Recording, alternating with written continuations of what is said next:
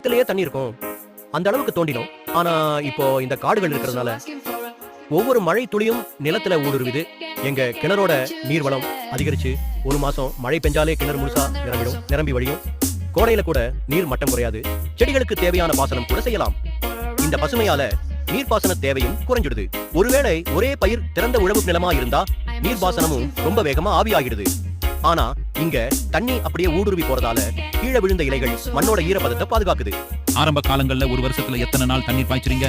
40 வருஷத்துக்கு முன்னாடி? ஆமா, தினமும் தண்ணி பாய்ச்சறது அவசியம்தான்.